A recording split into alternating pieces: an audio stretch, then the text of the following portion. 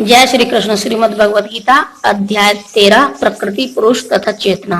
आगे सुनते हैं।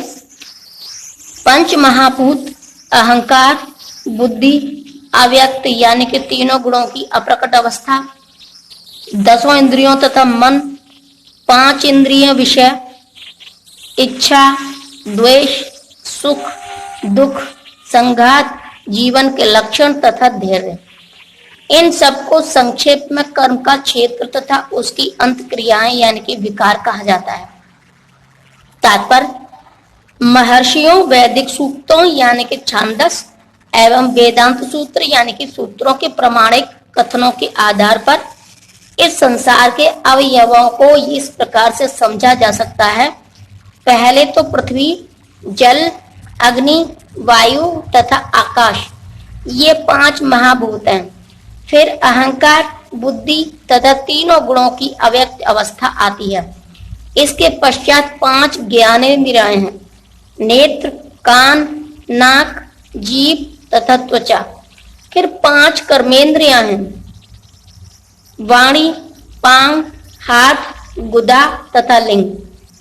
तब इन इंद्रियों के ऊपर मन होता है, जो भीतर रहने के कारण अंत इंद्रिय कहा जा सकता है। इस प्रकार मन समेत कुल 11 इंद्रियां होती हैं। फिर इन इंद्रियों के 5 विषय हैं, गंध, स्वाद, रूप, स्पर्श तथा ध्वनि। इस तरह इन 24 तत्वों का समूह कार्य क्षेत्र कहलाता है। यदि कोई इन 24 विषयों का विश्लेषण करे तो उसे कार्य क्षेत्र समझ में आ जाएगा।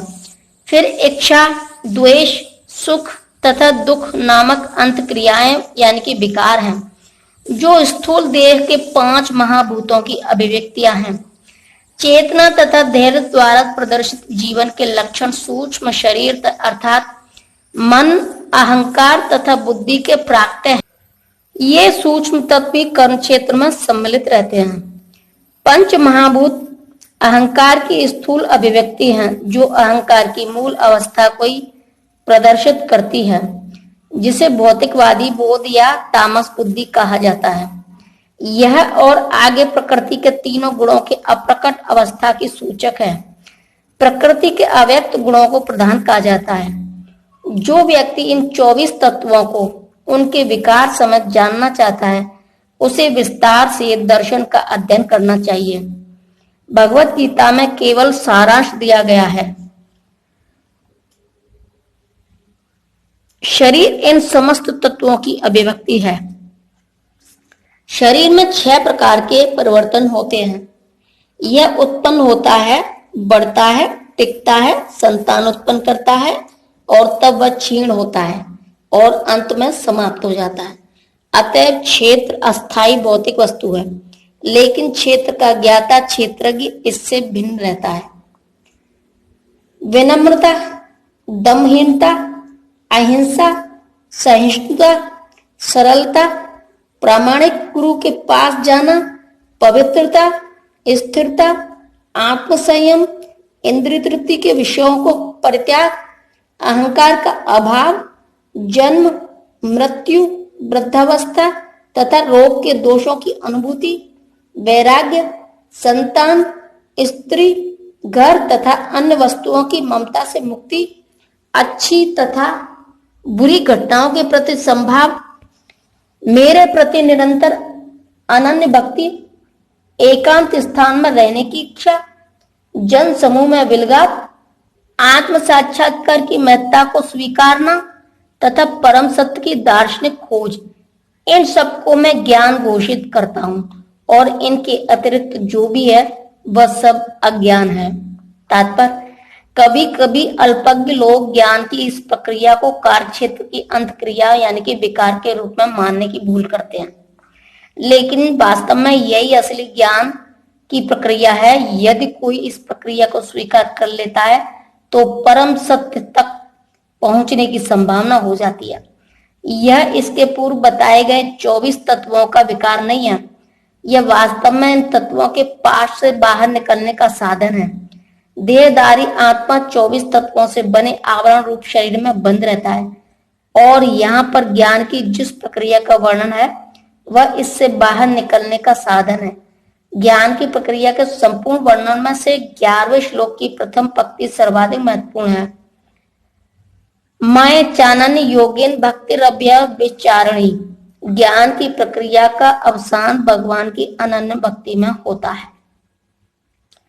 अतएव यदि कोई भगवान की दिव्य सेवा को नहीं प्राप्त कर पाता या प्राप्त करने में असमर्थ है तो शेष 19 बातें व्यर्थ हैं। लेकिन यदि कोई पूर्ण कृष्ण भावना से भक्ति ग्रहण करता है तो अन्य 19 बातें उसके अंदर स्वयं विकसित हो जाती हैं, जैसा कि श्रीमद् भागवत में 5.18.12 में कहा गया है। जिसने भक्ति की अवस्था प्राप्त कर ली उसमें ज्ञान के सारे गुण विकसित हो जाते हैं।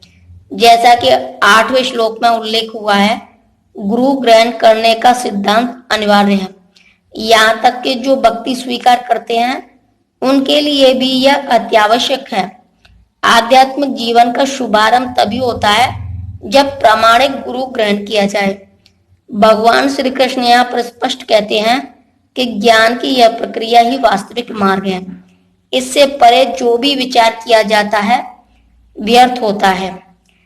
यहाँ पर ज्ञान की जो रूपरेखा प्रस्तुत की गई है उसका निम्नलिखित प्रकार से विश्लेषण किया जा सकता है।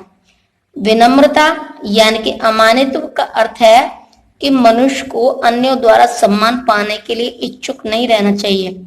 हम देहात्म बुद्धि के कारण अन्यों से सम्मान पाने की भूखे रहते हैं, लेकिन पूर्ण ज्ञान से युक्त व्यक्ति की दृष्टि में जो यह जानता है कि वह शरीर नहीं है, इस शरीर से संबंध कोई भी वस्तु, सम्मान या अपमान व्यर्थ होता है। इस भौतिक छल के पीछे पीछे दौड़ने से कोई लाभ नहीं है। लोग अपने धर्म में प्रसिद्धि चाहते हैं।